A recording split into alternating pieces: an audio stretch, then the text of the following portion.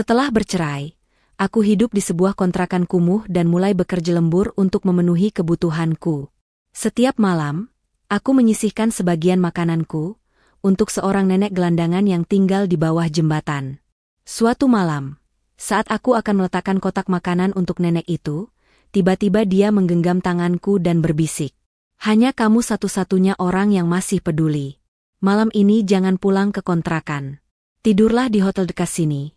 Besok akan kujelaskan alasannya. Dan kutunjukkan sesuatu padamu. Aku tak menyangka. Ternyata. Sebelum ceritanya dimulai, silahkan tulis di kolom komentar dari daerah mana saja teman-teman yang menonton cerita ini. Jangan lupa like dan subscribe agar channel ini bisa semakin berkembang dan bisa mempersembahkan cerita yang lebih menarik lagi. Malam itu udara kota terasa lebih menusuk dari biasanya, seolah membawa kabar buruk yang belum sampai ke telinga siapapun. Sinta baru saja menyelesaikan tumpukan piring kotor terakhir di dapur restoran tempatnya bekerja. Tangannya yang keriput karena terlalu lama terendam air sabun terasa perih dan kaku. Bau sisa makanan dan lemak yang menempel di pakaiannya sudah menjadi aroma tubuhnya sehari-hari selama 3 bulan terakhir ini. Pemilik restoran, seorang pria parubaya yang galak, berteriak dari depan agar semua karyawan segera pulang karena ia ingin menutup gerai. Sinta mengangguk pelan, merapikan jilbab lusuhnya yang warnanya sudah memudar karena terlalu sering dicuci, lalu mengambil bungkusan plastik hitam dari sudut meja dapur. Itu adalah jatah makan malamnya, nasi sisa yang masih layak makan beserta lauk yang tidak terjual hari ini. Bagi orang lain itu mungkin sampah, tapi bagi Sinta, itu adalah penyambung nyawa. Sinta melangkah keluar dari pintu belakang restoran, disambut oleh gang sempit yang gelap dan becek.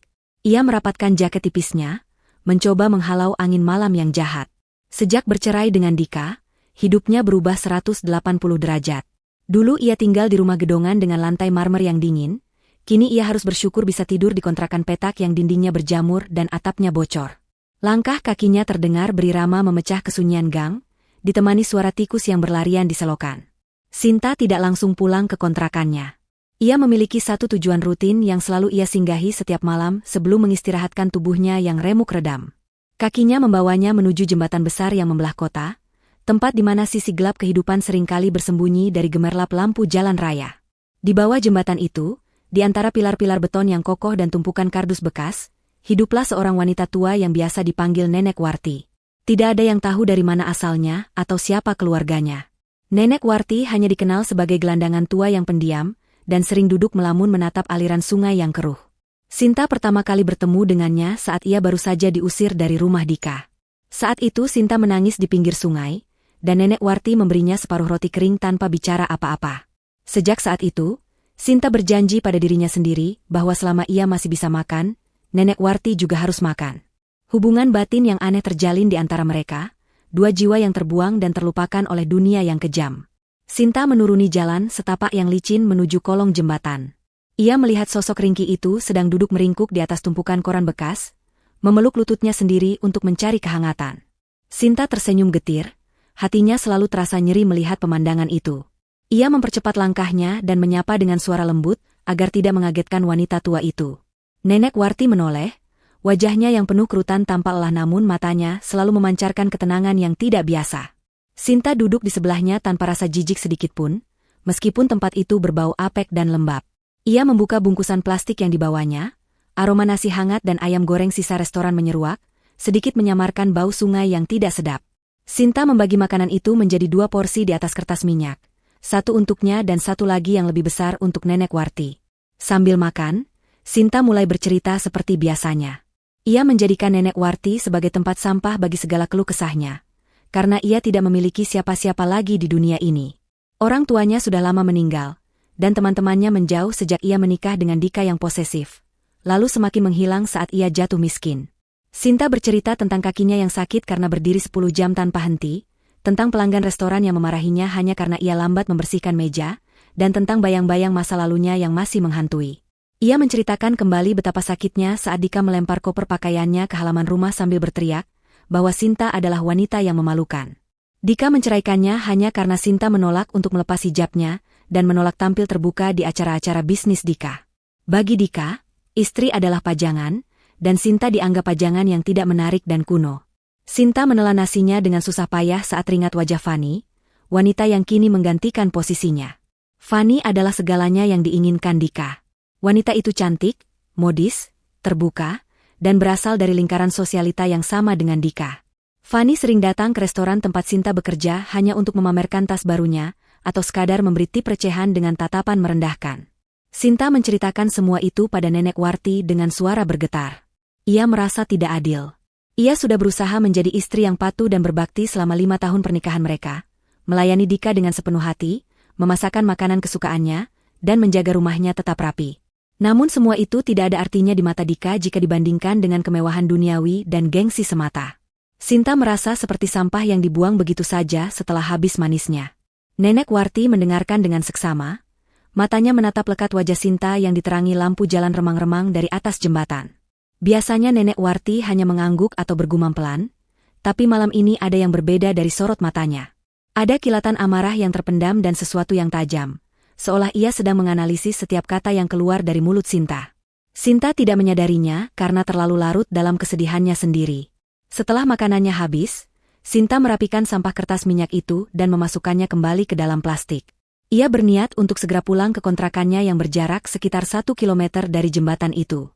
Tubuhnya sudah menjerit minta diistirahatkan, dan besok ia harus bangun subuh untuk sholat dan bersiap kerja lagi. Sinta bangkit berdiri, menepuk-nepuk rok panjangnya yang kotor terkena debu tanah. Saat Sinta hendak berpamitan dan membalikkan badan, tiba-tiba tangan keriput Nenek Warti mencengkeram pergelangan tangannya dengan kekuatan yang mengejutkan. Sinta terperanjat. Ia menoleh dan melihat Nenek Warti sudah berdiri tegak di hadapannya. Postur tubuhnya yang biasanya bungkuk kini tampak lurus dan kokoh. Tatapan matanya yang biasanya sayu kini tajam menusuk, memancarkan kewibawaan yang membuat bulu kuduk Sinta meremang. Sinta bingung dan sedikit takut, mengira Nenek Warti sedang sakit atau kesurupan. Ia mencoba melepaskan tangannya, tapi cengkeraman itu terlalu kuat. Nenek Warti mendekatkan wajahnya ke wajah Sinta, dan untuk pertama kalinya, Sinta mencium aroma samar yang bukan bau sampah, melainkan wangi melati yang sangat tipis namun elegan keluar dari balik baju lusuh wanita tua itu. Nenek Warti berbisik dengan suara yang jelas, tegas, dan dingin, sangat berbeda dengan suara seraknya yang biasa. Ia mengatakan bahwa Sinta adalah satu-satunya orang yang masih memiliki hati nurani di kota yang busuk ini. Kata-kata selanjutnya membuat jantung Sinta berhenti berdetak sesaat. Nenek Warti melarang keras Sinta untuk pulang ke kontrakannya malam ini. Ia mengatakan hal itu bukan sebagai saran, melainkan sebagai perintah mutlak. Sinta mencoba membantah, mengatakan bahwa ia butuh istirahat dan tidak punya uang untuk pergi ke tempat lain. Namun Nenek Warti memotong ucapannya dengan cepat. Wanita tua itu merogoh saku bajunya yang sobek, dan mengeluarkan sebuah kartu magnetik berwarna emas mengkilap. Itu adalah kunci kamar hotel. Sinta mengenali logo di kartu itu, logo Hotel Bintang 5 yang menjulang tinggi tepat di samping jembatan tempat mereka berdiri. Sinta menatap kartu itu dan wajah Nenek Warti bergantian dengan tatapan tidak percaya. Bagaimana mungkin seorang gelandangan memiliki kunci kamar hotel termewah di kota ini? Berbagai pertanyaan berkecamuk di kepalanya. Apakah Nenek Warti mencurinya? Apakah ini jebakan? Nenek Warti seolah bisa membaca pikiran Sinta. Ia menekan kartu itu ke telapak tangan Sinta dan menutup jari-jari Sinta agar menggenggamnya erat. Ia berkata bahwa ia tidak mencuri dan tidak ada waktu untuk menjelaskan semuanya sekarang. Nenek Warti menegaskan bahwa nyawa Sinta sedang dalam bahaya besar jika ia nekat pulang ke kontrakannya. Kalimat itu terdengar sangat serius dan tidak main-main.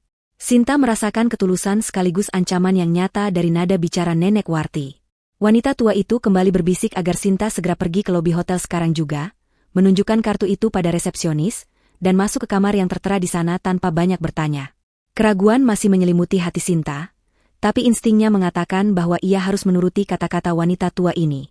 Ada aura kepemimpinan yang kuat yang tiba-tiba muncul dari sosok Nenek Warti, membuat Sinta merasa kerdil dan menurut. Nenek Warti mendorong pelan punggung Sinta ke arah jalan keluar kolong jembatan menuju hotel. Sebelum Sinta melangkah menjauh, Nenek Warti memberikan pesan terakhir malam itu. Ia berjanji akan menemui Sinta besok pagi di kamar hotel tersebut, untuk menjelaskan semuanya, dan menunjukkan sesuatu yang akan mengubah hidup Sinta selamanya.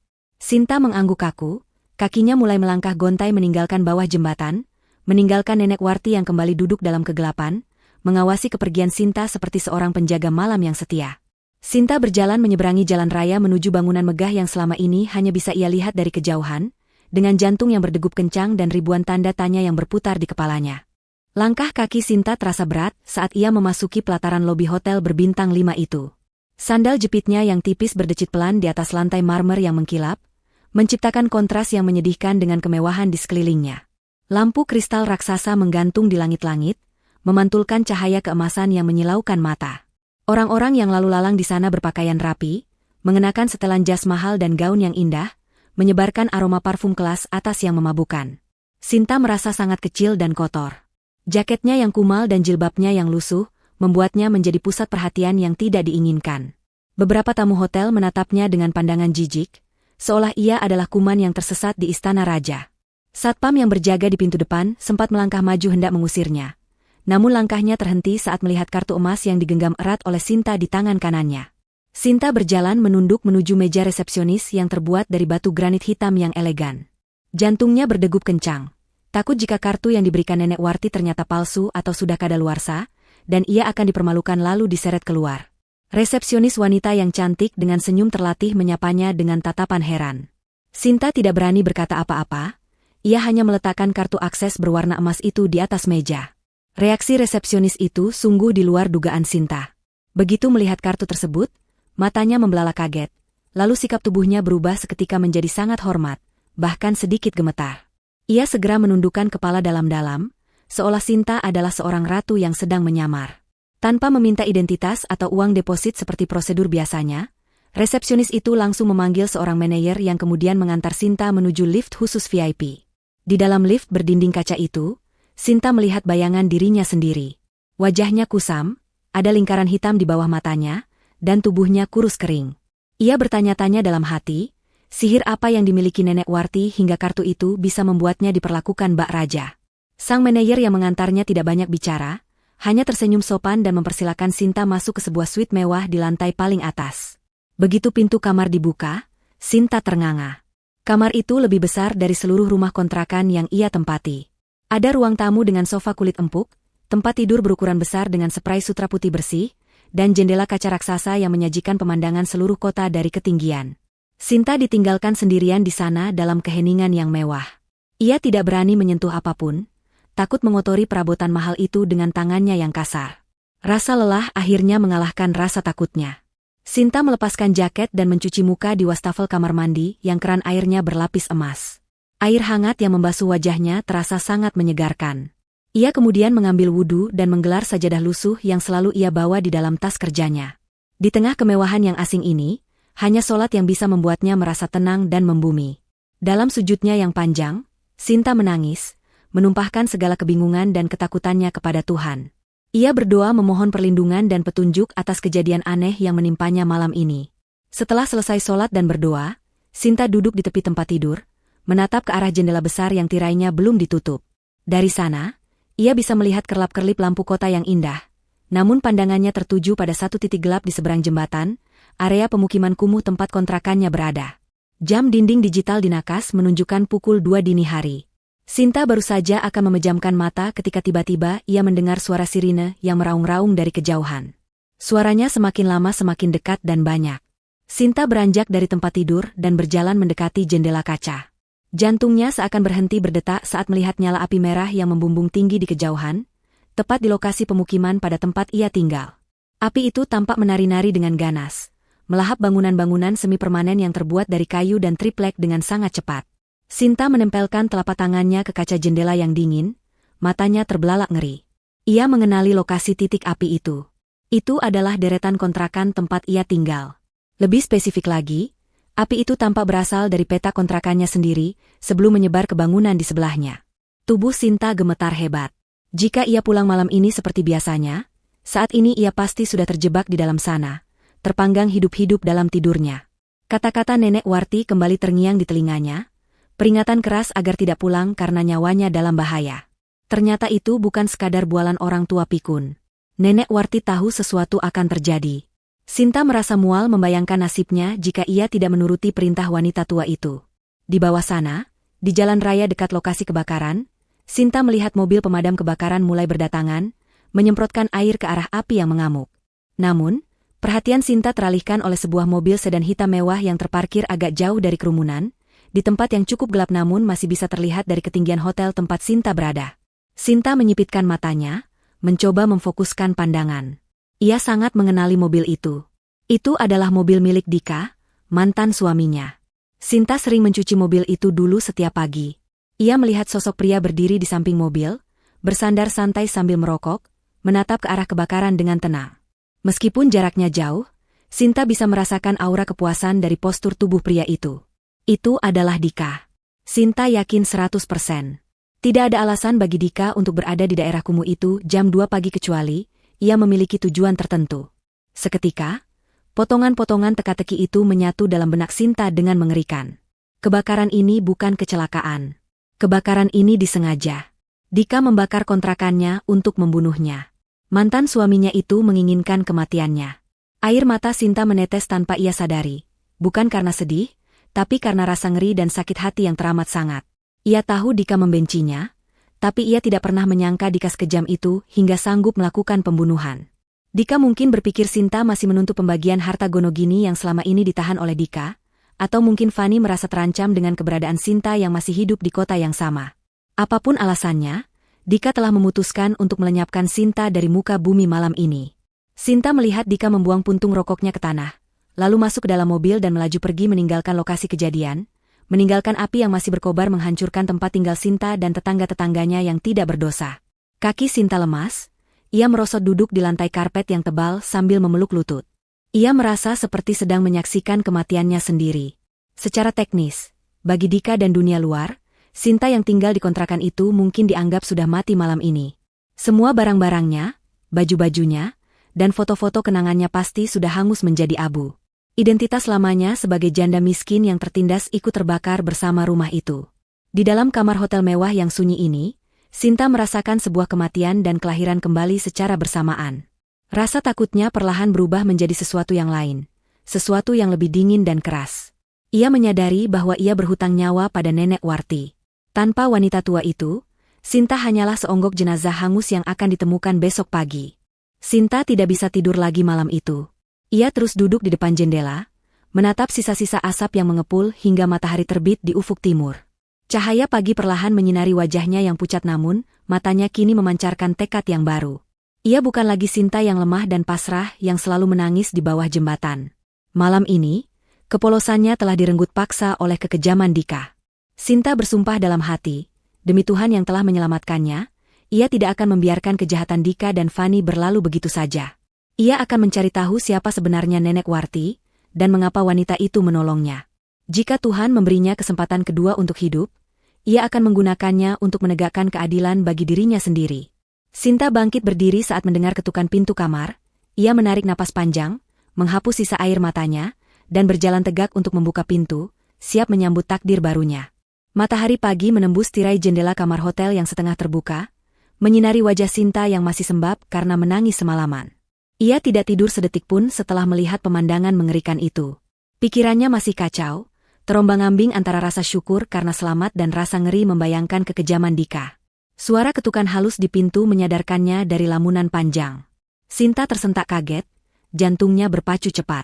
Ia ragu sejenak, takut jika yang datang adalah polisi yang membawa kabar buruk atau justru orang suruhan Dika yang mengetahui keberadaannya. Namun, suara bel yang lembut kembali terdengar, diikuti suara sopan seorang pria yang mengatakan layanan kamar. Sinta merapikan jilbab dan pakaiannya yang masih sama sejak kemarin malam, lalu dengan langkah hati-hati ia berjalan menuju pintu. Ia mengintip dari lubang kunci dan melihat dua orang pelayan berseragam rapi membawa troli makanan yang tertutup tudung perak. Sinta membuka pintu perlahan. Kedua pelayan itu menunduk hormat dan masuk tanpa banyak bicara, menata berbagai hidangan sarapan mewah di atas meja makan di ruang tengah suite tersebut. Aroma roti panggang, kopi segar, dan omelet keju memenuhi ruangan, membuat perut Sinta berbunyi pelan, mengingatkannya bahwa ia belum makan apapun selain nasi bungkus semalam.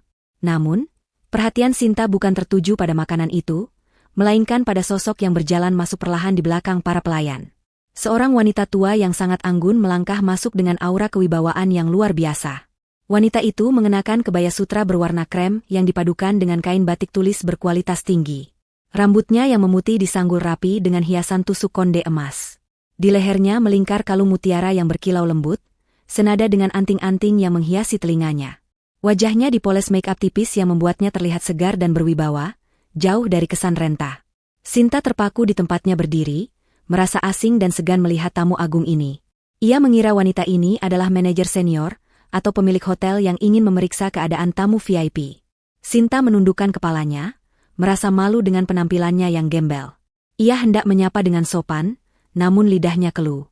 Wanita tua itu memberi isyarat tangan pada para pelayan untuk keluar. Setelah pintu tertutup dan mereka hanya berdua di ruangan luas itu, wanita tua itu tersenyum hangat. Senyuman itu terasa sangat familiar di hati Sinta. Mata wanita itu menatap Sinta dengan sorot teduh namun tajam, sorot mata yang sama persis dengan yang dimiliki oleh gelandangan tua di bawah jembatan. Sinta terbelalak, menutup mulutnya dengan tangan karena kaget. Ia mencoba mencari sisa-sisa wajah nenek Warti yang kumal dan kotor pada wajah wanita elegan di hadapannya ini, dan ia menemukannya. Garis rahang yang tegas dan tahi lalat kecil di dekat dagu itu tidak bisa menipu. Wanita itu berjalan mendekat dan memegang bahu Sinta dengan lembut. Ia menyapa Sinta dengan suara aslinya yang berwibawa, menanyakan apakah Sinta tidur nyenyak semalam. Sinta masih belum bisa berkata-kata, otaknya berusaha keras memproses transformasi drastis di depan matanya. Bagaimana mungkin nenek gelandangan yang setiap malam memakan sisa nasi bungkus bersamanya, adalah wanita ningrat yang berdiri di hadapannya sekarang. Nenek Warti terkekeh pelan melihat kebingungan Sinta, lalu mempersilakan Sinta duduk di sofa. Ia menuangkan teh hangat ke dalam cangkir porselen dan menyodorkannya pada Sinta. Nenek Warti kemudian mulai menjelaskan semuanya dengan tenang, seolah ia sedang menceritakan dongeng sebelum tidur, padahal yang ia ceritakan adalah kenyataan hidup yang mencengangkan. Ia memperkenalkan dirinya sebagai Warti Prawira, pemilik tunggal dari grup Prawira, sebuah konglomerasi raksasa yang bergerak di bidang properti, perhotelan, dan pertambangan. Sinta hampir tersedak tehnya mendengar nama itu. Grup Prawira adalah legenda di dunia bisnis, perusahaan yang sering disebut-sebut di berita sebagai salah satu pilar ekonomi negara. Nenek Warti menjelaskan bahwa selama setahun terakhir, ia sengaja menyamar menjadi gelandangan di berbagai sudut kota untuk mencari ketulusan hati manusia. Ia merasa dikelilingi oleh orang-orang munafik, penjilat, dan kerabat yang hanya mengincar harta warisannya karena ia tidak memiliki anak kandung. Ia ingin tahu apakah masih ada manusia yang mau peduli pada orang tua miskin tanpa mengharapkan imbalan apapun. Dan selama berbulan-bulan penyamarannya di bawah jembatan itu, hanya Sinta satu-satunya orang yang konsisten datang, berbagi makanan, dan mendengarkan keluh kesahnya dengan tulus. Meskipun Sinta sendiri hidup dalam kekurangan. Warti Prawira kemudian menceritakan tentang kejadian kebakaran semalam. Ia mengaku memiliki tim keamanan pribadi yang selalu mengawasinya dari kejauhan selama ia menyamar. Tim itulah yang melaporkan adanya 2 orang pria mencurigakan yang menyiramkan bensin di sekeliling kontrakan Sinta saat dini hari. Warti tahu bahwa itu adalah ulah Dika, karena tim intelijennya sudah lama menyelidiki latar belakang Sinta sejak Sinta mulai dekat dengannya. Warti sengaja tidak mencegah kebakaran itu terjadi, tapi ia memastikan Sinta selamat. Ia membiarkan rumah itu terbakar, agar Dika mengira rencananya berhasil.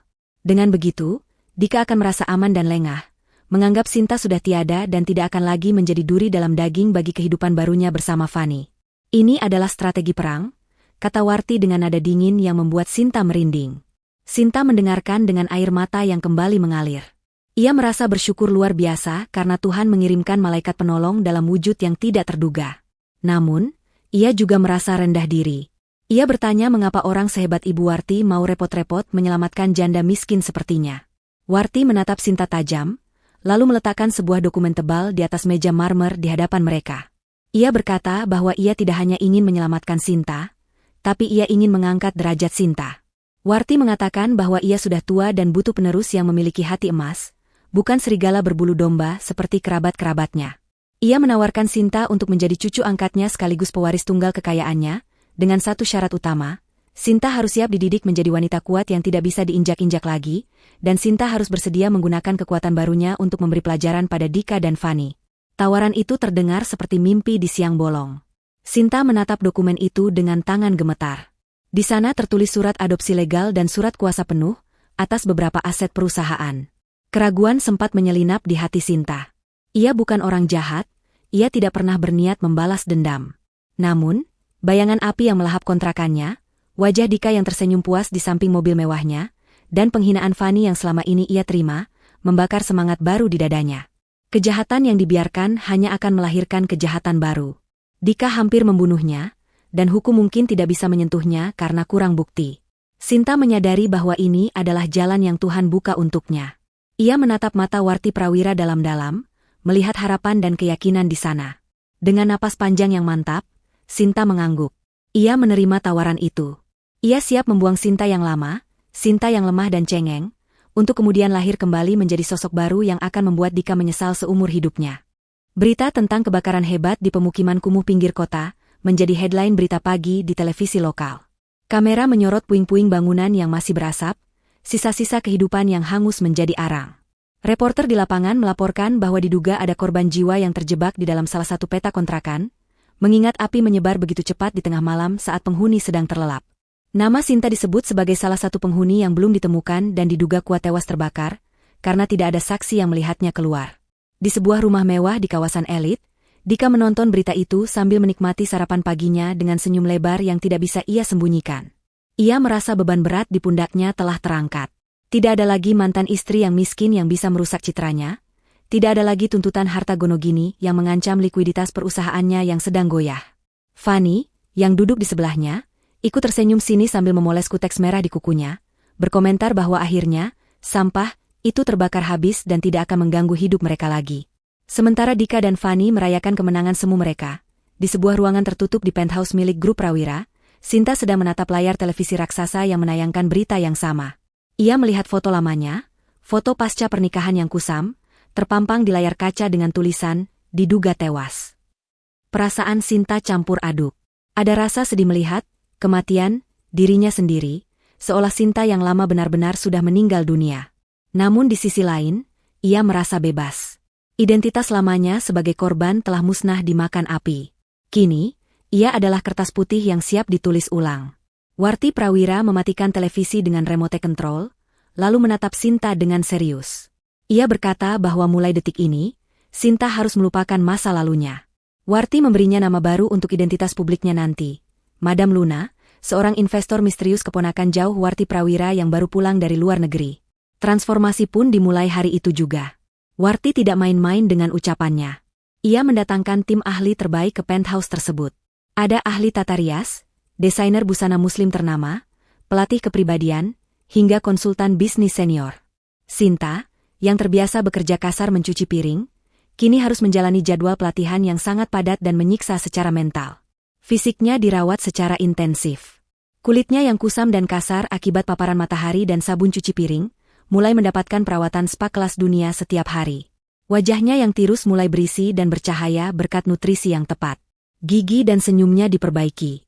Namun, perubahan fisik hanyalah bagian kecil dari transformasi ini. Tantangan terbesar bagi Sinta adalah mengubah pola pikir dan sikap tubuhnya. Ia diajarkan cara berjalan dengan punggung tegak dan kepala terangkat, memancarkan kepercayaan diri di setiap langkah. Ia belajar cara duduk yang anggun, cara memegang gelas anggur, yang diisi jus anggur, dan tata krama makan fine dining yang rumit. Pelatih kepribadiannya sangat keras, sering menegur Sinta jika ia menunduk atau berbicara dengan suara pelan dan ragu-ragu. Orang kaya tidak menunduk, Madam, kata pelatih itu tegas. Mereka menatap mata lawan bicara mereka, karena mereka tahu mereka yang memegang kendali. Sinta harus mengulang latihan berjalan ratusan kali hingga kakinya lecet, tapi ia tidak mengeluh. Setiap kali ia merasa lelah dan ingin menyerah, bayangan api yang membakar rumahnya kembali muncul, memberinya kekuatan untuk bangkit lagi. Ia juga mengubah gaya berhijabnya. Tidak ada lagi jilbab instan yang lusuh. Desainer busana merancang gaya hijab modern yang elegan, menggunakan kain sutra dan pashmina branded yang dililit dengan gaya turban atau gaya modis lainnya yang menonjolkan leher jenjang dan anting berlian, namun tetap menutup aurat dengan sopan dan berkelas. Di sela-sela perawatan fisik, Sinta digempur dengan pelajaran bisnis. Warti Prawira sendiri yang menjadi mentor utamanya. Setiap malam, mereka duduk di ruang kerja, membedah laporan keuangan perusahaan Dika. Sinta belajar membaca neraca, memahami arus kas, dan strategi akuisisi. Awalnya Sinta pusing melihat angka-angka itu, tapi perlahan ia mulai mengerti. Ia baru tahu bahwa perusahaan Dika sebenarnya sedang diambang kebangkrutan. Dika memiliki hutang yang sangat besar kepada bank dan beberapa vendor, karena gaya hidup Fanny yang boros, dan keputusan bisnis Dika yang ceroboh. Perusahaan Dika hanya terlihat sukses di luar, tapi dalamnya keropos. Warti menjelaskan bahwa Dika sedang mencari investor besar untuk menyelamatkan kapalnya yang karam. Inilah celah yang akan mereka masuki. Sinta harus menjadi Madam Luna. Investor penyelamat yang sebenarnya adalah malaikat pencabut nyawa bagi bisnis Dika. Sinta belajar dengan cepat. Kecerdasannya yang selama ini terpendam karena kemiskinan dan tekanan pernikahan mulai bersinar.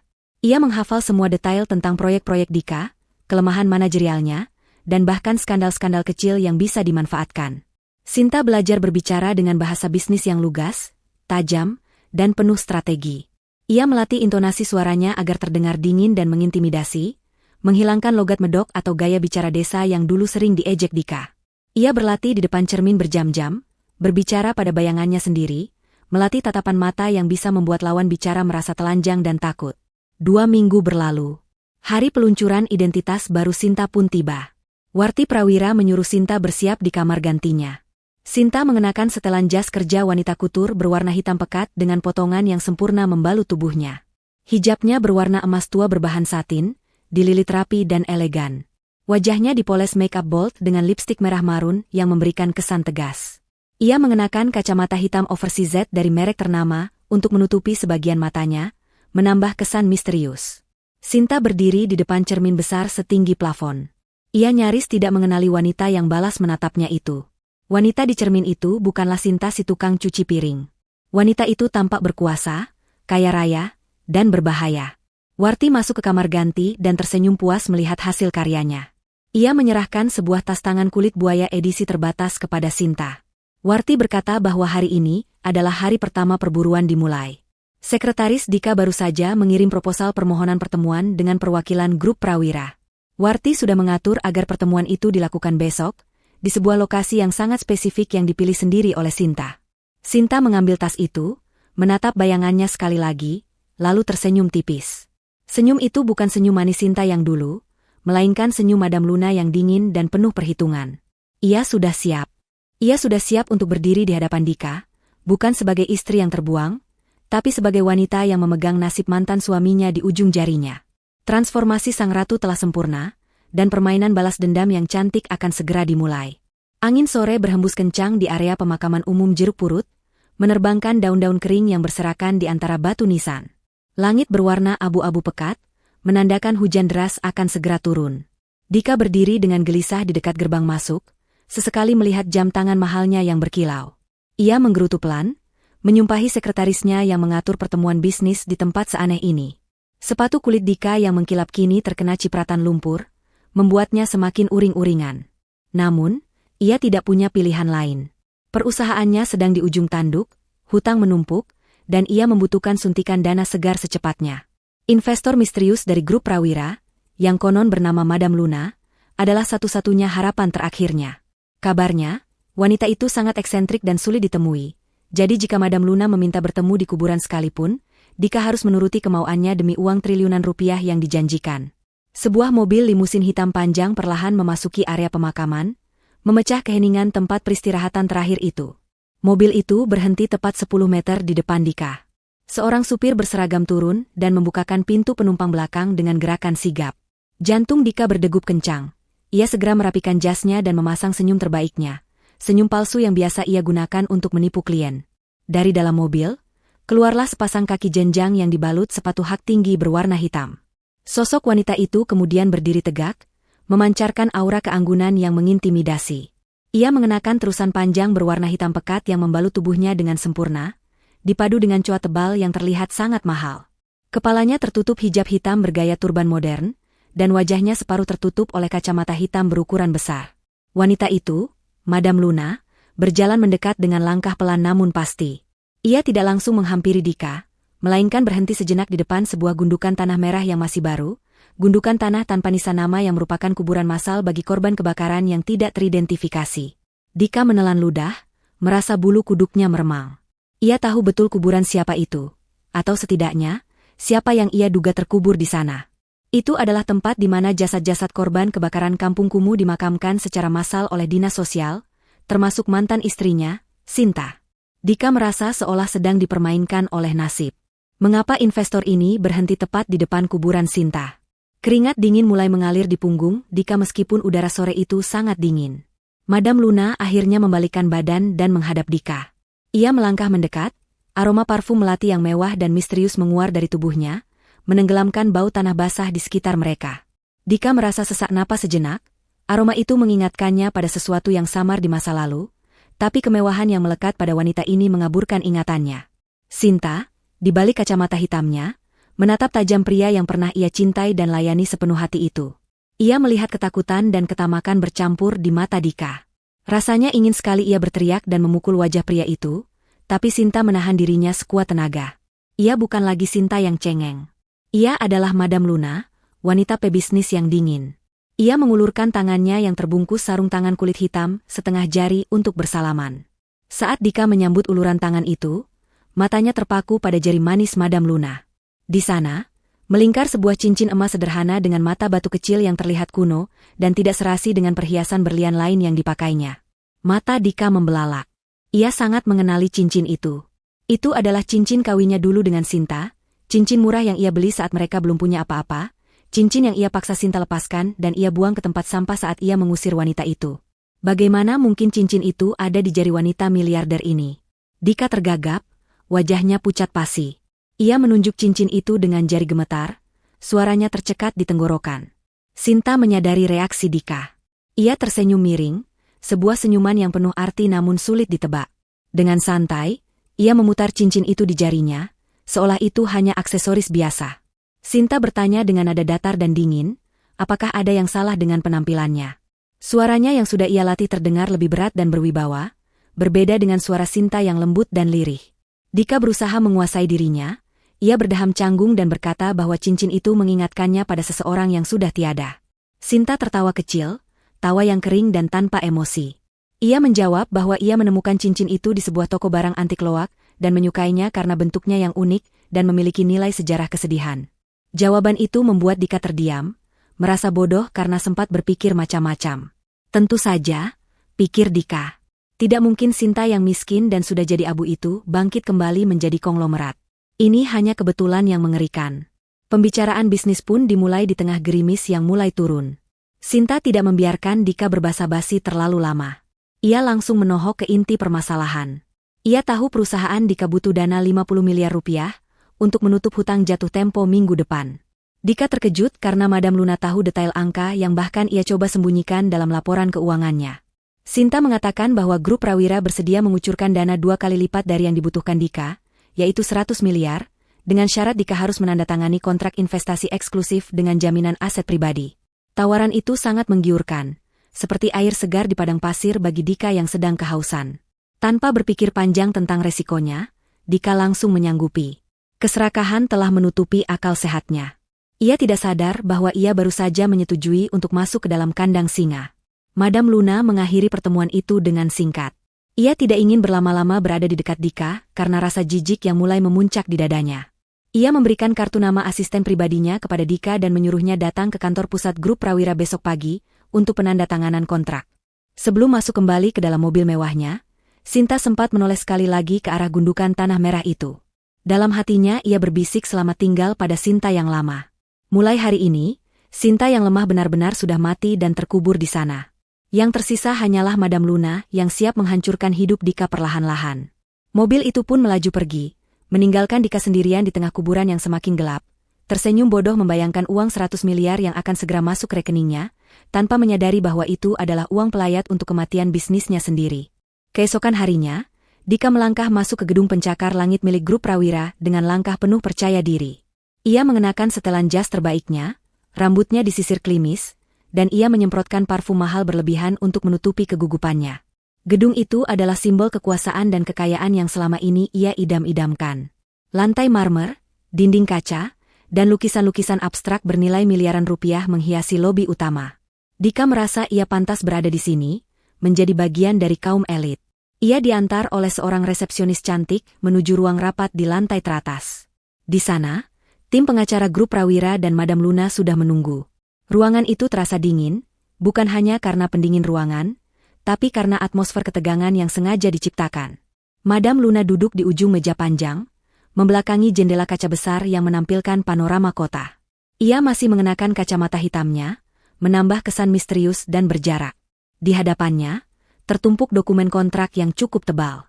Sinta tidak banyak bicara, ia hanya mengangguk singkat saat Dika masuk. Ia membiarkan pengacaranya yang mengambil alih pembicaraan. Pengacara itu, seorang pria tua dengan wajah kaku, menjelaskan pasal-pasal dalam kontrak dengan suara monoton namun cepat. Dika, yang pikirannya sudah dipenuhi bayangan foya-foya dan pelunasan hutang, tidak terlalu menyimak detail penjelasan itu. Ia hanya mendengar poin-poin yang menguntungkan baginya. Suntikan dana 100 miliar, akses ke jaringan bisnis grup Prawira, dan kesempatan ekspansi ke luar negeri. Saat dokumen disodorkan ke hadapannya, Dika mengambil pena emas yang disediakan. Tangannya sedikit gemetar karena antusias. Pengacara itu mengingatkan Dika untuk membaca klausul tentang jaminan dan denda keterlambatan. Namun Dika, dengan arogansinya, hanya membaca sekilas. Ia yakin perusahaannya akan segera bangkit dengan uang sebanyak ini, jadi ia tidak perlu khawatir soal gagal bayar. Ia tidak melihat ada satu pasal kecil di halaman terakhir, dicetak dengan huruf yang sedikit lebih kecil dari yang lain. Pasal itu berbunyi, jika pihak kedua, Dika, gagal melakukan pembayaran cicilan pertama dalam waktu 1 bulan tepat sejak dana dicairkan, maka seluruh aset perusahaan dan aset pribadi yang terdaftar, termasuk rumah tinggal, kendaraan, dan tanah, akan otomatis beralih kepemilikan kepada pihak pertama, grup Prawira, tanpa melalui proses pengadilan. Ini adalah jebakan maut yang disiapkan Sinta dan Ibu Warti dengan sangat teliti. Dengan senyum lebar, Dika membubuhkan tanda tangannya di atas materai. Suara goresan pena itu terdengar sangat keras di telinga Sinta, seperti suara vonis hukuman mati yang dijatuhkan sendiri oleh terhukum.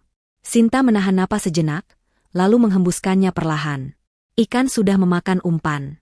Dika telah menggadaikan seluruh hidupnya, termasuk rumah mewah yang ia tinggali bersama Fani, rumah yang dulu ia bangun bersama Sinta dengan keringat dan air mata, rumah yang dari mana Sinta diusir paksa. Kini, rumah itu secara teknis sudah berada di bawah cengkeraman Sinta. Setelah penandatanganan selesai, Sinta berdiri dan menjabat tangan Dika sekilas. Tangannya dingin sedingin es. Ia mengucapkan selamat dengan nada datar, yang diartikan Dika sebagai profesionalisme, padahal itu adalah ucapan selamat datang di neraka. Sementara Dika sibuk dengan urusan kontrak, Fani sedang berada di surga duniawinya. Di sebuah pusat perbelanjaan paling mewah di ibu kota, Fani berjalan bak selebriti dikelilingi oleh asisten toko yang membawa kantong-kantong belanjaannya. Mendengar Dika akan mendapatkan suntikan dana besar, Fani langsung kalap. Ia membeli tas-tas branded seharga ratusan juta, sepatu hak tinggi edisi terbatas, dan perhiasan berlian. Fani merasa ia adalah ratu dunia. Ia bersikap kasar pada pelayan toko, memarahi mereka jika lambat melayani, atau jika tidak ada ukuran yang pas. Ia tidak tahu bahwa setiap gesekan kartu kreditnya sedang diawasi. Kartu kredit Fani sebenarnya sudah over limit, tapi Dika meminta bank untuk menaikkan limitnya sementara dengan jaminan kontrak investasi yang baru akan cair. Di kantornya, Sinta menerima laporan real-time tentang transaksi belanja Fani melalui tabletnya. Ia melihat deretan angka yang fantastis yang dihabiskan Fani dalam hitungan jam. Sinta tersenyum sinis. Ini bagian dari rencananya.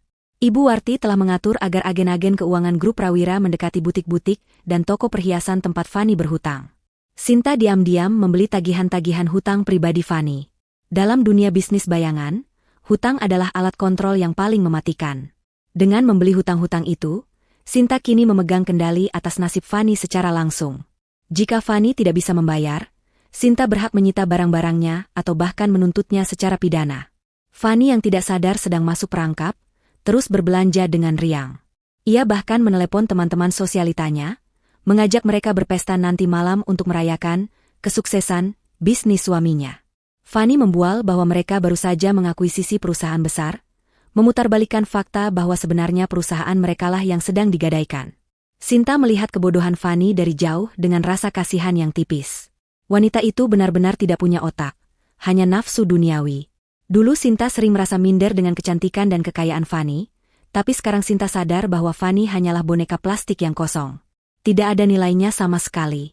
Sore harinya, dana investasi tahap pertama dicairkan ke rekening perusahaan Dika. Notifikasi masuknya uang miliaran rupiah membuat Dika bersorak kegirangan di ruang kerjanya. Ia langsung mentransfer sebagian uang itu untuk membayar hutang judi online-nya yang sudah menumpuk, dan sebagian lagi untuk membiayai gaya hidup Fani, mengabaikan pos-pos krusial perusahaan yang seharusnya ia selamatkan. Dika berpikir ia bisa memutar uang sisanya nanti. Kelalaian dan manajemen keuangan Dika yang buruk adalah senjata utama Sinta. Sinta tahu, dengan pola pikir Dika yang seperti ini, dalam waktu kurang dari sebulan uang 100 miliar itu akan menguap tanpa hasil. Dan saat tanggal jatuh tempo tiba, Dika tidak akan punya 1 rupiah pun untuk membayar cicilan. Saat itulah, Sinta akan datang menagih semuanya. Malam itu, Sinta berdiri di balkon penthouse-nya, menatap ke arah distrik perumahan elit di kejauhan. Ia membayangkan Dika dan Fani sedang tertawa-tawa di atas penderitaan orang lain, Merayakan kemenangan semu mereka dengan uang yang sebenarnya adalah tali gantungan leher mereka sendiri. Nikmatilah malam ini, Mas Dika, Mbak Fani, bisik Sinta pada angin malam. Makanlah yang enak, tidurlah yang nyenyak. Karena mulai besok, mimpi buruk kalian akan dimulai. Sinta memutar gelas jus anggurnya, matanya berkilat penuh tekad. Rencana tahap pertama berhasil dengan sempurna. Sekarang saatnya masuk ke tahap kedua. Teror psikologis untuk meruntuhkan mental mereka sebelum menghancurkan mereka secara finansial. Teror itu dimulai bukan dengan ledakan besar, melainkan dengan keheningan yang mencekam di dalam rumah mewah Dika. Seminggu setelah penandatanganan kontrak, Dika pulang larut malam dalam keadaan setengah mabuk. Ia merasa di atas angin, yakin bahwa uang perusahaan masih banyak dan ia bisa mengendalikan segalanya. Rumah besar itu sepi, para pembantu sudah tidur di pavilion belakang, dan Fani mungkin belum pulang dari pesta sosialitanya. Dika melangkah gontai menaiki tangga menuju kamar utama. Saat ia membuka pintu kamar, udara dingin langsung menyergap tengkuknya, padahal ia ingat betul pagi tadi ia mematikan pendingin ruangan sebelum berangkat. Dika meraba saklar lampu, namun lampu tidak menyala. Ia menggerutu kesal, mengira ada korsleting listrik.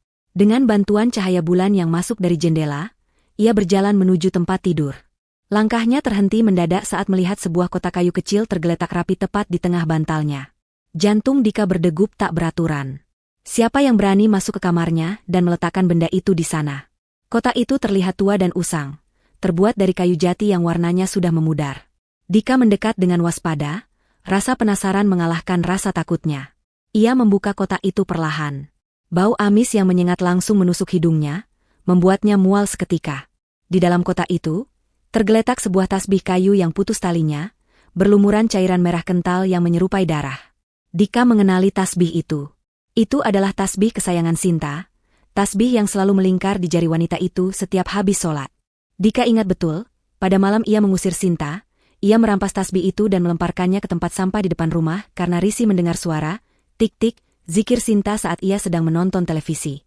Dika mundur beberapa langkah, kakinya menabrak nakas hingga vas bunga di atasnya jatuh dan pecah berantakan. Napasnya memburu. Bagaimana mungkin tasbih yang sudah dibuang ke tong sampah berbulan-bulan lalu bisa kembali ada di sini, di atas kasurnya, dengan kondisi mengerikan seperti ini? Cairan merah itu tampak masih basah, seolah baru saja disiramkan. Pikiran Dika langsung melayang pada kejadian kebakaran. Apakah ini pesan dari alam kubur? Apakah arwah Sinta gentayangan menuntut balas?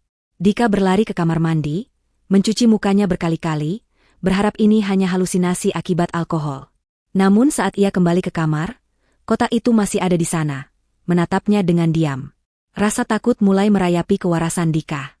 Ia merasa diawasi oleh ribuan mata tak terlihat dari setiap sudut gelap kamarnya. Keesokan harinya, teror itu semakin menjadi-jadi.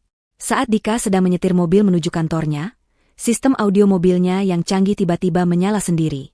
Bukan lagu yang keluar, melainkan suara rekaman yang terdengar kresek-kresek namun jelas.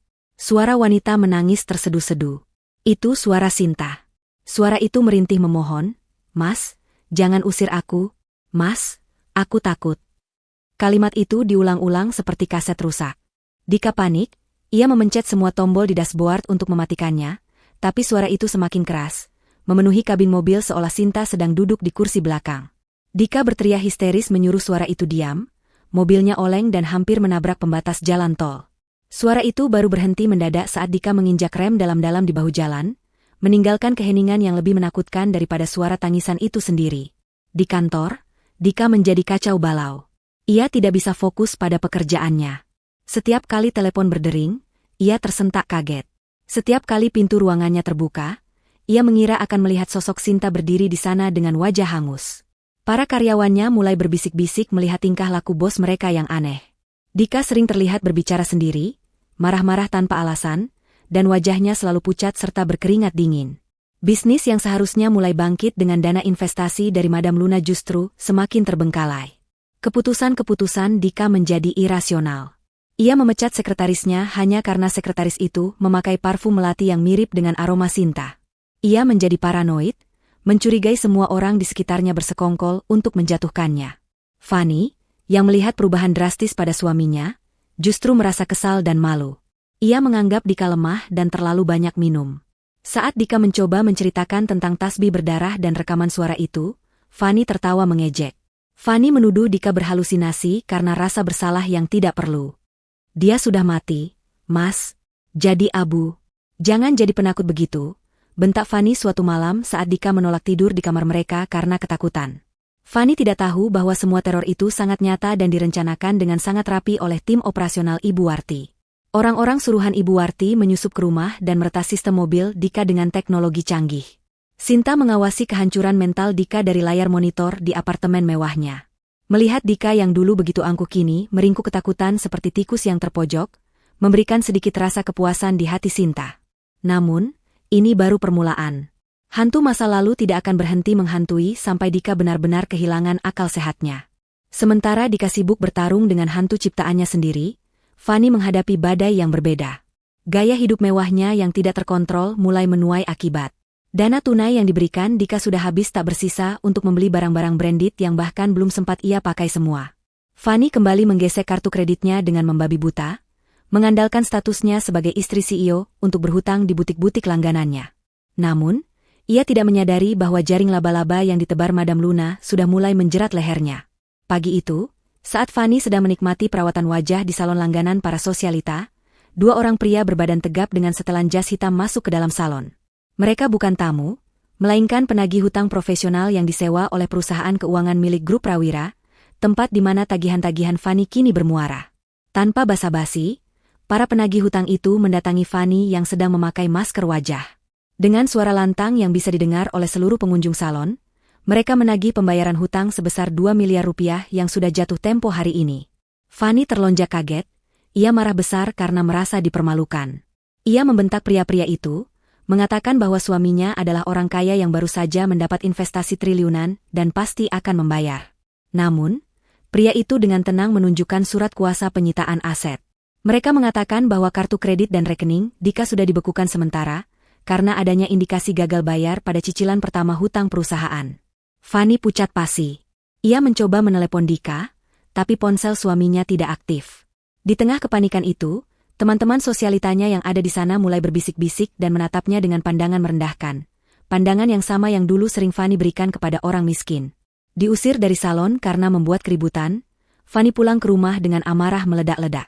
Di rumah, ia mendapati Dika sedang duduk di pojok kamar dengan tatapan kosong, memegang botol minuman keras. Fanny meledakkan emosinya, memaki Dika yang tidak becus mengurus uang dan membiarkannya dipermalukan oleh penagih hutang. Dika, yang mentalnya sudah labil karena teror berhari-hari, balik menyerang Fanny. Ia menyalahkan Fanny atas semua kesialan ini. Gara-gara kamu boros. Gara-gara kamu aku jadi begini. Kamu yang menghasutku membenci Sinta, teriak Dika. Pertengkaran hebat pun pecah. Barang-barang berharga di kamar itu melayang dan hancur berkeping-keping. Dalam kemarahannya, Dika keceplosan mengatakan bahwa ia menyesal telah membakar kontrakan Sinta jika akhirnya ia dihantui seperti ini. Fanny terdiam mendengar pengakuan itu. Ia tahu Dika jahat, tapi ia tidak menyangka suaminya benar-benar pembakar rumah. Kabar keributan di rumah tangga Dika dan masalah hutang mereka menyebar cepat di kalangan elit ibu kota. Malamnya, ada sebuah acara amal bergengsi yang dihadiri oleh para pengusaha papan atas.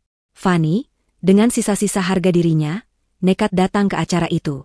Ia ingin membuktikan bahwa ia masih seseorang. Ia mengenakan gaun terbaiknya dan perhiasan berlian yang sebenarnya belum lunas. Namun, suasana pesta itu terasa dingin baginya. Orang-orang menjauh saat ia lewat, seolah kemiskinan adalah penyakit menular. Di tengah kerumunan itu, Fanny melihat sosok yang menjadi pusat perhatian malam itu. Madam Luna. Wanita misterius itu berdiri anggun dikelilingi oleh para konglomerat yang berebut ingin berbicara dengannya. Madam Luna mengenakan gaun malam berhijab berwarna merah marun yang memukau, memancarkan aura kekuasaan yang tak terbantahkan. Fanny, yang merasa putus asa, mencoba mendekati Madam Luna, berharap bisa meminjam uang atau meminta bantuan karena suaminya adalah mitra bisnis Madam Luna. Saat Fanny mendekat, Madam Luna berbalik perlahan. Di tangan Madam Luna ada segelas jus delima yang merah pekat. Fanny mulai merengek, menceritakan masalahnya dengan gaya memelas yang dibuat-buat, mencoba mencari simpati. Madam Luna mendengarkan tanpa ekspresi di balik kacamata hitam modisnya. Setelah Fanny selesai bicara, Madam Luna tersenyum tipis, senyum yang membuat darah Fanny membeku. Sayang sekali, Nyonya Fanny, saya tidak berbisnis dengan orang yang gali lubang tutup lubang, kata Madam Luna dengan suara dingin. Tiba-tiba, beberapa petugas keamanan acara mendekat. Ternyata butik tempat Fanny berhutang perhiasan yang dipakainya saat ini telah melaporkan Fanny atas tuduhan penggelapan barang yang belum lunas. Di depan ratusan tamu undangan, polisi menyita kalung dan gelang berlian yang dipakai Fanny. Fanny menjerit histeris, meronta-ronta saat polisi memegang lengannya. Ia dipermalukan habis-habisan, ditelanjangi dari segala kemewahan palsunya. Saat Fanny diseret pergi melewati Madam Luna melangkah maju sedikit, menurunkan kacamata hitamnya sejenak, menatap tepat ke manik mata Fanny. Mata itu. Fanny mengenali mata itu. Mata sayu namun tajam yang dulu sering ia hina saat Sinta datang mengantar rantang makanan ke kantor Dika. Madam Luna mendekatkan bibirnya ke telinga Fanny dan berbisik pelan namun sangat jelas. Dulu kau merebut suamiku saat aku susah dan menyebutku sampah. Sekarang, nikmatilah menjadi sampah yang sesungguhnya, Fanny. Tubuh Fanny menegang kaku, matanya terbelalak lebar seakan mau keluar. Ia mengenali suara itu. Sinta? Kau masih hidup? Teriak Fanny histeris. Namun tidak ada yang percaya padanya. Semua orang mengira Fanny sudah gila karena tekanan hutang. Fanny terus berteriak menyebut nama Sinta saat diseret keluar gedung. Sementara Madam Luna kembali memasang kacamata hitamnya, menyesap jus delimanya dengan tenang, dan kembali berbincang dengan para tamu seolah tidak terjadi apa-apa. Malam itu, Fanny bukan hanya jatuh miskin, tapi ia juga kehilangan akal sehatnya karena kebenaran yang tidak bisa ia terima. Hari penghakiman itu akhirnya tiba tepat saat matahari berada di puncak kepala, memanggang kota dengan panas yang menyengat. Tepat 1 bulan sejak dana investasi dicairkan, jatuh tempo pembayaran cicilan pertama hutang Dika kepada grup Prawira harus dilunasi. Dika duduk di kursi kebesarannya di kantor yang kini terasa seperti peti mati kaca. Telepon di mejanya berdering tanpa henti, suara bising yang menandakan kehancuran kerajaannya. Dika tidak berani mengangkatnya. Ia tahu siapa yang menelepon. Itu adalah tim legal dari grup Prawira. Rekening perusahaan Dika kosong melompong. Uang 100 miliar yang ia banggakan itu telah menguap tak berbekas, habis dimakan gaya hidup, judi, dan keputusan bisnis bodoh yang ia ambil dalam kepanikan. Dika mencoba mengakses rekening pribadinya lewat laptop, namun layar monitor hanya menampilkan tulisan merah menyala, akses dibekukan. Tiba-tiba pintu ruangan Dika didobrak paksa dari luar. Sekelompok pria berseragam keamanan dengan logo grup Prawira masuk tanpa permisi, diikuti oleh tim pengacara yang membawa tumpukan dokumen penyitaan. Dika bangkit berdiri, mencoba mempertahankan sisa-sisa wibawanya yang sudah runtuh. Ia berteriak mengusir mereka, mengklaim bahwa ini adalah kantornya. Namun, ketua tim pengacara itu dengan tenang meletakkan selembar kertas di atas meja Dika. Itu adalah surat pengalihan hak milik. Sesuai kontrak yang ditandatangani Dika tanpa membacanya dengan teliti, kegagalan pembayaran cicilan pertama berarti Dika secara sukarela menyerahkan seluruh aset perusahaan dan aset pribadinya kepada investor. Detik ini juga, gedung ini, kursi yang didudukinya, bahkan mobil yang terparkir di bawah, bukan lagi miliknya. Dika telah menjadi gelandangan di dalam istananya sendiri. Dika diseret keluar dari gedung oleh petugas keamanan di hadapan seluruh karyawannya yang menonton dengan tatapan campur aduk antara kasihan dan puas. Dika meronta, berteriak bahwa ia mengenal pemilik grup Prawira, ia berteriak memanggil nama Ibu Warti. Ia yakin wanita tua itu akan mengampuninya jika ia memohon langsung. Dengan sisa uang receh di saku celananya, Dika nekat menaiki taksi menuju kantor pusat grup Prawira. Pikirannya kacau balau, ia merasa ini semua pasti salah paham. Sesampainya di gedung pencakar langit yang megah itu, Dika berlari menuju resepsionis dengan penampilan berantakan, kemejanya keluar sebagian dan dasinya miring. Anehnya, resepsionis tidak menahannya. Mereka seolah sudah menunggu kedatangannya dan langsung mempersilakan Dika naik ke lantai teratas, ke ruang rapat utama CEO. Dika melangkah masuk ke dalam ruang rapat yang luas dan hening itu dengan napas memburu. Ruangan itu remang-remang, hanya diterangi lampu sorot yang mengarah ke sebuah kursi besar di ujung meja panjang. Kursi itu membelakangi pintu, sehingga Dika hanya bisa melihat sandaran tingginya. Dika langsung menjatuhkan dirinya berlutut di lantai yang dingin. Air matanya tumpah. Ia mulai meracau memohon ampun, mengira sosok yang duduk di kursi itu adalah Ibu Warti. Ia berjanji akan melakukan apa saja, menjadi budak sekalipun, asalkan hartanya tidak disita dan ia tidak dipenjara. Ia menangis terseduh-seduh, menceritakan betapa malangnya nasibnya, betapa ia ditipu oleh keadaan, tanpa sedikit pun menyadari kesalahan dirinya sendiri. Suara tawa kecil terdengar dari balik kursi itu. Bukan tawa tua yang serak, melainkan tawa wanita muda yang renyah namun tajam. Kursi CEO itu perlahan berputar menghadap Dika. Dika mendongakkan kepalanya, dan seketika itu juga napasnya tercekat di tenggorokan. Matanya melotot seakan hendak melompat keluar dari rongganya. Sosok yang duduk di sana bukanlah wanita tua. Itu adalah seorang wanita muda yang sangat cantik, mengenakan hijab sutra berwarna emas yang membingkai wajahnya yang bersinar. Tidak ada kacamata hitam yang menutupi wajahnya kali ini. Dika mengenal setiap inci wajah itu. Hidungnya, bibirnya, matanya. Itu adalah wajah yang pernah ia cium, wajah yang pernah ia bentak, wajah yang ia kira sudah hangus terbakar menjadi abu. Assalamualaikum, Mas Dika. Masih ingat dengan istri pembawa sial yang kau buang ini? Sapa wanita itu dengan suara lembut yang mematikan. Sinta duduk dengan anggun, menatap Dika yang membeku di lantai seperti melihat hantu. Otak Dika mengalami korsleting. Ia tidak bisa memproses kenyataan di depannya. Sinta masih hidup. Sinta adalah Madam Luna. Sinta adalah orang yang memegang kendali atas hidupnya selama ini. Semua teka-teki itu terjawab seketika. Teror hantu, tasbih berdarah, jebakan kontrak, semuanya adalah skenario yang disusun oleh wanita yang dulu ia anggap lemah dan bodoh. Dika mencoba berdiri, kakinya gemetar hebat. Ia menunjuk Sinta dengan tangan gemetar, mulutnya menganga tanpa suara. Sinta bangkit dari kursinya dan berjalan perlahan mendekati Dika. Bunyi sepatu hak tingginya menggema di ruangan sunyi itu, setiap langkahnya seperti detak jam kematian bagi Dika. Sinta berdiri menjulang di hadapan Dika yang masih berlutut. Ia menatap mantan suaminya dengan tatapan dingin, tanpa ada sisa cinta sedikit pun. Sinta berkata bahwa ia tidak membalas dendam, ia hanya mengembalikan apa yang Dika berikan. Dika memberikan penderitaan, maka ia menerima penderitaan. Dika memberikan kemiskinan, maka ia menerima kemiskinan. Dika mencoba membunuh, maka ia harus siap dibunuh secara hukum. Sinta memberitahu Dika bahwa permainan sudah selesai. Aset Dika sudah resmi menjadi milik Sinta di bawah naungan grup Prawira. Rumah, mobil, tanah, semuanya. Dika tidak memiliki apa-apa lagi di dunia ini selain baju yang melekat di badannya. Dika yang diliputi rasa putus asa dan amarah tiba-tiba menerjang maju, berniat mencekik Sinta. Namun belum sempat tangannya menyentuh ujung jilbab Sinta, dua orang pengawal pribadi yang bersembunyi di bayang-bayang ruangan langsung menyergap Dika dan membantingnya ke lantai. Wajah Dika terhimpit ke karpet. Ia mengerang kesakitan.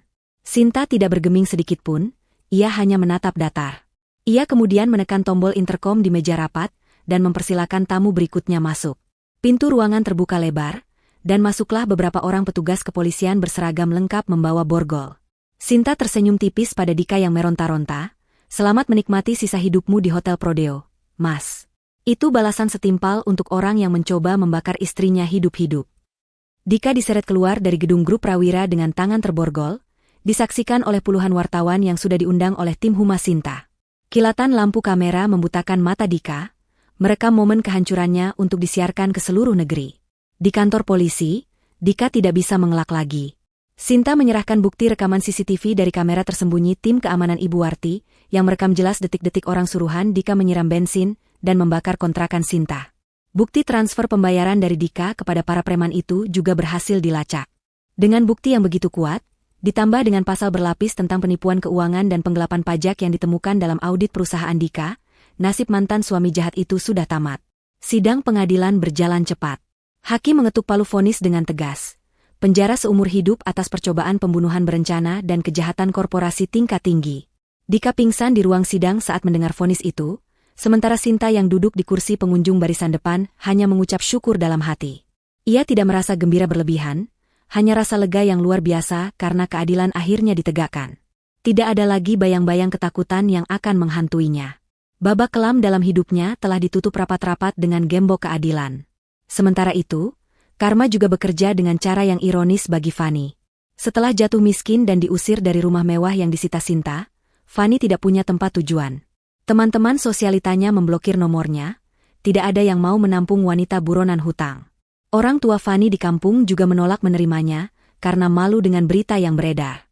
Fanny, yang dulu selalu menghina pekerjaan rendahan, kini terdampar di jalanan. Tanpa ijazah keahlian dan dengan catatan kriminal penggelapan barang mewah, tidak ada perusahaan yang mau mempekerjakan Fanny. Akhirnya, demi menyambung hidup, Fanny bekerja sebagai pencuci piring di sebuah warung makan tenda yang kotor di pinggir jalan, pekerjaan yang sama persis dengan yang dilakukan Sinta dulu. Setiap malam, tangan Fanny yang dulu hanya menyentuh barang-barang branded kini melepuh terkena sabun colek murahan dan air kotor. Ia sering dimaki oleh pemilik warung karena kerjanya lambat. Suatu malam,